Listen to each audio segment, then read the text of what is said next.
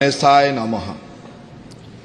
মাননীয় অধ্যক্ষ মহোদয়, অসমৰ জনসাধাৰণৰ আশীৰ্বাদত গভীৰ বিনম্ৰতা, কৃতজ্ঞতা আৰু দায়বদ্ধতাৰে আজি এই পবিত্ৰ সদনৰ মজিয়াত আমাৰ চৰকাৰৰ নতুন কাৰ্যকালৰ প্ৰথমখন বাজেট উত্থাপন কৰিবলৈ ওলাইছো।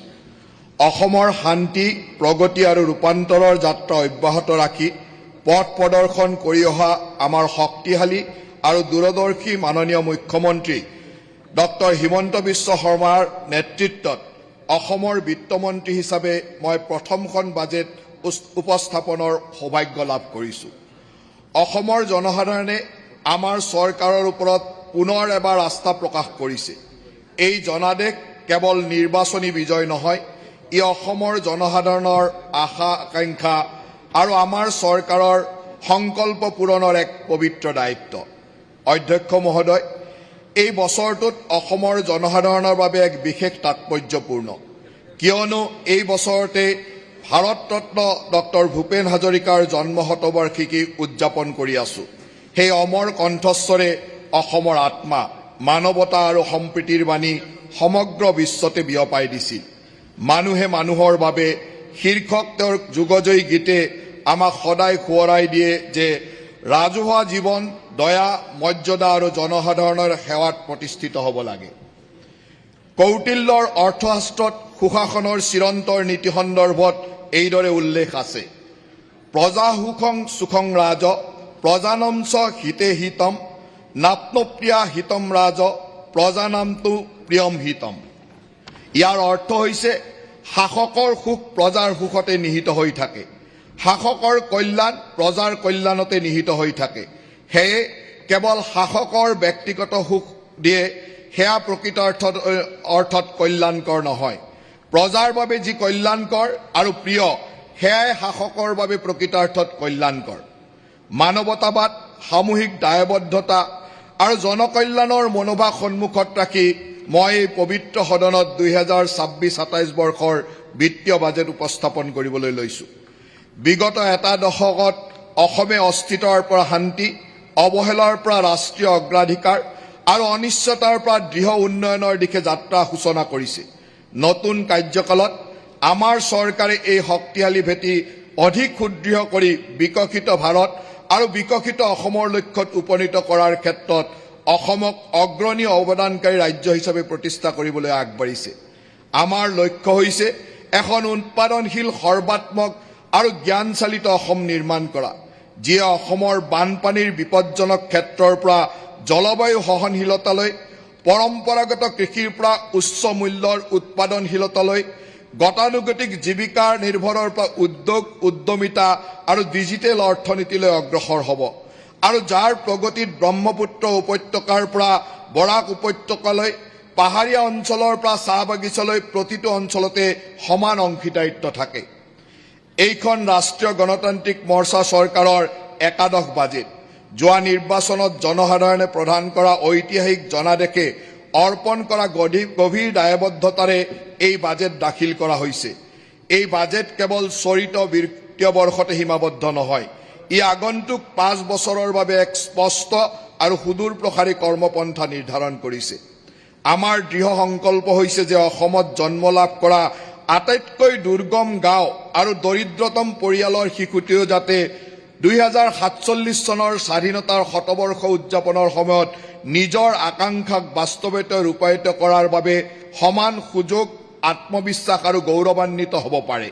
অধ্যক্ষ মহোদয়, ভাষণৰ আৰম্ভণিতে মই দেশৰ প্ৰধানমন্ত্ৰী নৰেন্দ্ৰ মোদী ডাঙৰীয়াক প্ৰতি গভীৰ কৃতজ্ঞতা জ্ঞাপন কৰিছো। অসমৰ প্ৰতি থকা তেখেতৰ বিশেষ গুৰুত্ব আৰু দৃঢ় সংকল্পৰ বাবে অসমত আজি আত্মবিশ্বাস, সংযোগ আৰু সুযোগৰ এক নতুন যুগৰ সূচনা হৈছে। তেখেতৰ সুযোগ্য নেতৃত্বত অসমে আজি ভাৰতবৰ্ষৰ 31 নীতিৰ প্ৰধান স্তম্ভলৈ পৰিগণিত হোৱাৰ লগতে উত্তৰ পূৰ্বাঞ্চলৰ অষ্টলক্ষ্মীৰ ভিতৰত বিকাশৰ অন্যতম চালিকা শক্তিলৈ ৰূপান্তৰিত হৈছে। ৰাজ্যখনত শান্তি, সুস্থিৰতা আৰু নিৰাপত্তাৰ বাতাবৰণ সৃষ্টি কৰাৰ ক্ষেত্ৰত আগবঢ়োৱা অবিৰত সমৰ্থনৰ বাবে মই মাননীয় গৃহমন্ত্ৰী অমিত শ্বাহ ডাঙৰীয়াকো আন্তৰিক কৃতজ্ঞতা জ্ঞাপন কৰিছো। তেখেতৰ মাৰ্গদৰ্শনত সমগ্ৰ ৰাজ্যখনৰ উন্নয়ন, বিনিয়োগ আৰু সামাজিক সম্প্ৰীতিৰ ক্ষেত্ৰত এক অনুকূল পৰিৱেশ গঢ় লৈ উঠিছে। অসমৰ অৰ্থনৈতিক উন্নয়নৰ গতি খৰতকীয়া কৰাৰ লগতে ৰাজ্যখনৰ বিত্তীয় ৰূপান্তৰণৰ দিশত আগবঢ়োৱা অবিৰত অনুপ্ৰেৰণা আৰু সমৰ্থনৰ বাবে মই মাননীয় কেন্দ্ৰীয় বিত্তমন্ত্ৰী শ্ৰীমতী নিৰ্মলা সীতাৰমণ ডাঙৰীয়ানীকো প্ৰতি গভীৰ কৃতজ্ঞতা জ্ঞাপন কৰিছোঁ। মই এই কথা ক'ব বিচাৰোঁ যে মাননীয় মুখ্যমন্ত্ৰী ডক্টৰ হিমন্ত বিশ্ব শৰ্মাৰ দূৰদৰ্শী নেতৃত্বই ৰাজ্যখনৰ শান্তি আৰু নিৰাপত্তা, কল্যাণ, আন্তঃগাঁথনি, বিনিয়োগ আৰু ৰাজহুৱা সেৱা প্ৰদানৰ ক্ষেত্ৰত নতুন উচ্চতালৈ লৈ গৈছে। প্ৰশাসনৰ সঁহাৰি আৰু আঁচনিসমূহৰ ফলপ্ৰসূ ৰূপায়ণৰ জৰিয়তে জনসাধাৰণৰ আশা আকাংক্ষাক কেনেকৈ বাস্তৱায়িত কৰিব পাৰি তাক বিগত 5 বছৰত ৰাজ্যখনে লাভ কৰা অগ্ৰগতিয়ে প্ৰমাণ কৰিছে। বিগত 5 বছৰত অসমৰ উল্লেখযোগ্য পৰিৱৰ্তনে আমাৰ মাননীয় মুখ্যমন্ত্ৰী ডক্টৰ হিমন্ত বিশ্ব শৰ্মাৰ দূৰদৰ্শী নেতৃত্ব আৰু অবিচল কৰ্মনিষ্ঠাক প্ৰতিফলিত কৰে। তেখেতৰ দৃষ্টিভংগীৰে চিৰন্তৰ সংস্কৃত জ্ঞানৰ লগত এনেদৰে সংগতি ৰাখে। উদ্যমিত হি সিদ্ধিয়ান্তি কাৰ্যনে ন মনোৰথ ন হি সুপ্তস্য সিংহস্য প্ৰৱেশতি মুখে মৃগা। অৰ্থাৎ কাম কেৱল প্ৰচেষ্টাৰে সফল হয়, ইচ্ছাৰে নহয়। শুই থকা সিংহৰ মুখলৈ চিকাৰ নাহে। গতিকে সেই একে নীতি আগত ৰাখি মুখ্যমন্ত্ৰী ডাঙৰীয়াৰ নেতৃত্বত আমাৰ চৰকাৰখনে প্ৰতিটো মুহূৰ্তত কাম কৰি গৈছে। এই মনোভাৱেৰে তেখেতৰ অসমৰ ভাৰতৰ শীৰ্ষ 5খন ৰাজ্যৰ ভিতৰত স্থান দিয়াৰ সপোন দেখিবলৈ আমাক উদ্বুদ্ধ কৰিছে। এই দৃষ্টিভংগীত ঋগ্বেদীয় আদৰ্শ অনুৰণিত হয়। বৃহৎ বদেম বিদতে সুবিৰা। আমি শক্তিশালী আৰু সক্ষম লোকৰ মাজত মহৎ লক্ষ্যলৈ চেষ্টা কৰিব পাৰোঁ আৰু গৌৰৱেৰে কথা ক'ব পাৰোঁ। এই বাজেট 2047 চনৰ ভিতৰত সেই দৃষ্টিভংগীৰে বাস্তৱায়িত কৰাৰ দিশত এক নিৰ্ণায়ক পদক্ষেপ। আমাৰ এই সাহস আৰু শক্তি প্ৰদান কৰাৰ বাবে মাননীয় মুখ্যমন্ত্ৰী মহোদয়ক মই ধন্যবাদ জ্ঞাপন কৰিছোঁ। অধ্যক্ষ মহোদয়, অসমৰ ৰূপান্তৰৰ যাত্ৰা এনে এক সময়ত আগবাঢ়িছে যি সময়ত বিশ্ব অৰ্থনীতি ভূ ৰাজনৈতিক উত্তেজনা, অস্থিৰ পণ্যমূল্য আৰু পৰিৱৰ্তিত অৰ্থনৈতিক পৰিস্থিতিৰ বাবে অনিশ্চয়তাৰ মুখলৈ গৈ আছে। অসমৰ অৰ্থনীতি সুস্থিৰ আৰু স্থিতস্থাপক হৈ থাকিলেও ক্ৰমবৰ্ধমান ৰাষ্ট্ৰীয় আৰু গোলকীয় পৰিস্থিতিৰ পৰিপ্ৰেক্ষিতত বিত্তীয় শৃংখলা, ৰাজহুৱা সম্পদৰ দায়িত্বশীল ব্যৱহাৰৰ ওপৰত গুৰুত্ব আৰোপ কৰা হৈছে।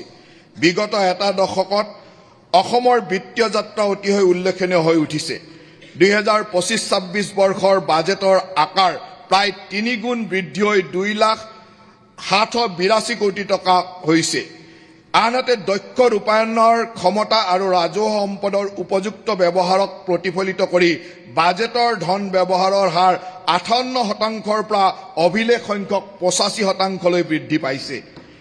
এনে উন্নয়নৰ এতিয়া জনসাধাৰণৰ জীৱনতো প্ৰতিফলিত হ'বলৈ আৰম্ভ কৰিছে।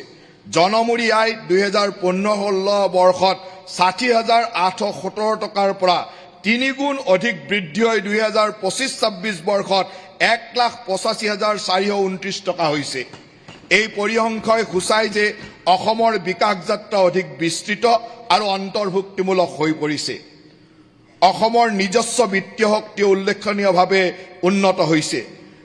আইনৰ সঠিক ৰূপায়ণ, প্ৰযুক্তি নিৰ্ভৰ সুশাসন আৰু ধাৰাবাহিক অৰ্থনৈতিক বিকাশৰ বাবে ৰাজ্যৰ নিজস্ব কৰ 2015-16 বৰ্ষত 12,848 কোটি টকাৰ পৰা 2025-26 বৰ্ষত 39,294 কোটি টকালৈ বৃদ্ধি পাইছে। মুঠ ৰাজহ প্ৰাপ্তিৰ ক্ষেত্ৰত নিজা উৎস ৰাজহৰ অংশ 2015-16 বৰ্ষত 30%ৰ পৰা বৃদ্ধি পাই 25-26 বৰ্ষত 36% হৈছে। আমাৰ চৰকাৰে বিত্তীয় আত্মনিৰ্ভৰতা শক্তিশালী কৰাৰ উদ্দেশ্যে 2031 চনৰ ভিতৰত নিজা উৎস ৰাজহৰ বৰঙণি 50%লৈ বৃদ্ধি কৰাৰ সংকল্প গ্ৰহণ কৰিছে। ষষ্ঠদশ বিত্ত আয়োগে অসমৰ উন্নত বিত্তীয় প্ৰদৰ্শনক স্বীকৃতি প্ৰদান কৰি ৰাজ্যসমূহৰ অংশৰ ক্ষেত্ৰত অসমৰ অংশ 3.128%ৰ পৰা 3.258%লৈ বৃদ্ধি কৰিছে। ইয়াৰ ফলত চলিত বৰ্ষত কেন্দ্ৰীয় হস্তান্তৰ হিচাপ প্ৰায় 50,000 কোটি টকা হ'ব। উৎপাদনশীল আৰু সম্পদ সৃষ্টিকাৰী ব্যয়ৰ দিশত হোৱা ব্যাপক পৰিৱৰ্তনৰ প্ৰতিফলন কৰি মূলধনী ব্যয় 2015-16 বৰ্ষত 2,951 কোটি টকাৰ পৰা 2025-26 বৰ্ষত 26,531 কোটি টকালৈ বৃদ্ধি কৰা হৈছে। আমাৰ চৰকাৰে মূলধনী ব্যয়ৰ বাৰ্ষিক বৃদ্ধি কমেও 10% বজাই ৰখাৰ প্ৰচেষ্টা অব্যাহত ৰাখে। অসমৰ বহি সাহায্যপ্ৰাপ্ত EAPৰ পৰিসৰো যথেষ্ট বৃদ্ধি হৈছে। চতুৰ্দশ বিত্তীয় আয়োগৰ সময়ছোৱাত প্ৰায় 7,500 কোটি টকাৰ 9টা প্ৰকল্প অনুমোদিত হৈছিল। ইয়াৰ তুলনাত পঞ্চদশ বিত্ত আয়োগৰ সময়ছোৱাত এই পৰিসৰ 7 গুণলৈকে অধিক বৃদ্ধি পায় প্ৰায় 53,000 কোটি টকাৰ 51টা প্ৰকল্প হয়গৈ। পুঁজি মুকলিৰ পৰিমাণ প্ৰায় 3,748 কোটি টকাৰ পৰা বৃদ্ধি পাই 14,400 কোটি টকাতকৈ অধিক হৈছে আৰু বৰ্তমান বাৰ্ষিক পুঁজি মুকলিৰ পৰিমাণ 6,000 কোটি টকা অতিক্ৰম কৰিছে। ই কেৱল প্ৰকল্পসমূহৰ ৰূপায়ণ কৰাই নহয়, বৰঞ্চ সেইবোৰ ফলপ্ৰসূভাৱে ৰূপায়ণ কৰাৰ ক্ষেত্ৰতো আমাৰ দক্ষতাক প্ৰদৰ্শন কৰে। উন্নয়নমূলক ব্যয় বৃদ্ধি পোৱাৰ পাছতো অসমে বিত্তীয় অনুশাসন অক্ষুণ্ণ ৰাখিছে। 2025-26 বৰ্ষত ঋণ আৰু GSDPৰ অনুপাত 24.81% হৈ আছে, যি FRBMৰ 32% সীমাৰ ভিতৰতে আছে। ই অসমক দেশৰ বিত্তীয়ভাৱে বিচক্ষণ ৰাজ্যসমূহৰ ভিতৰত স্থান দিছে। ৰাজ্যখনত প্ৰতিষ্ঠানিক ঋণ প্ৰবাহো উল্লেখনীয়ভাৱে উন্নত হৈছে। 2016 বৰ্ষৰ মাৰ্চ মাহত অসমৰ ঋণ জমাৰ অনুপাত 41.10%ৰ পৰা বৃদ্ধি হৈ 2026 চনৰ মাৰ্চত 73.52% হৈছে।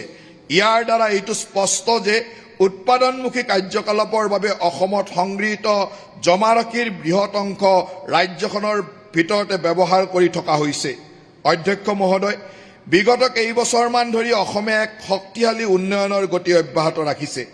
আমাৰ দলৰ সংকল্প পত্ৰৰ সৈতে সংগতি ৰাখি ফেব্ৰুৱাৰী মাহত দাখিল কৰা লেখানুদানৰ ভাষণত অতীতৰ সফলতা আৰু ভৱিষ্যতৰ দৃষ্টিভংগী বিস্তৰিতভাৱে উল্লেখ কৰা হৈছিল।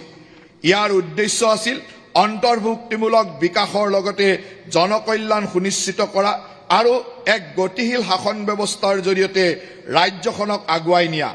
এতিয়া মই আমাৰ দূৰদৰ্শী মুখ্যমন্ত্ৰী মাননীয় হিমন্ত বিশ্ব শৰ্মা ডাঙৰীয়াৰ পৰিকল্পনাৰ ধাৰণাত অষ্টাদশ মুকুতাৰ উন্নয়নী মালা উপস্থাপন